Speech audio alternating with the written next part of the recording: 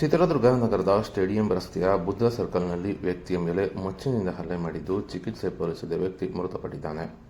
ಇನ್ನು ಭಾನುವಾರ ರಾತ್ರಿ 8:30 ವೇಳೆ ಘಟನೆ ನಡೆದಿದ್ದು, ಗಾಯಾಳು 42 ವರ್ಷದ ತಾಜ್ಪೀರ್ ಚಿಕಿತ್ಸೆ ಫಲಿಸದೆ ಮೃತಪಟ್ಟಿದ್ದಾನೆ. ಇನ್ನು ಕೌಟುಂಬಿಕ ಕಲಹ ಹಿನ್ನೆಲೆ ಮಚ್ಚಿನಿಂದ ಹಲ್ಲೆ ಆರೋಪ ಕೇಳಿಬಂದಿದೆ. ತೀವ್ರ ಗಾಯಗೊಂಡಿದ್ದ ತಾಜ್ಪೀರ್ನನ್ನು ಚಿತ್ರದುರ್ಗದ ಜಿಲ್ಲಾಸ್ಪತ್ರೆಗೆ ದಾಖಲಿಸಿ ಹೆಚ್ಚಿನ ಚಿಕಿತ್ಸೆಗೆ ದಾವಣಗೆರೆ ಆಸ್ಪತ್ರೆಗೆ ದಾಖಲಿಸಿದ್ದು, ಚಿಕಿತ್ಸೆ ಫಲಿಸದೆ ಮೃತಪಟ್ಟಿದ್ದಾನೆ. ಇನ್ನು ಸಾದಿಕ್ ಉಲ್ಲಾ ಮಚ್ಚಿನಿಂದ ಹಲ್ಲೆಗೈದ ಆರೋಪಿಯಾಗಿದ್ದಾನೆ. ಸಾದಿಕ್ ಉಲ್ಲಾ ತಾಜ್ಪೀರ್ ನಡುವೆ ಗಲಾಟೆ ನಡೆದಿದ್ದು, ವಿಡಿಯೋ ವೈರಲ್ ಆಗಿತ್ತು. ಆರೋಪಿ ಸಾದಿಕ್ ಉಲ್ಲಾನನ್ನು ಬಡಾವಣೆ ಠಾಣೆ ಪೊಲೀಸರು ವಶಕ್ಕೆ ಪಡೆದಿದ್ದಾರೆ.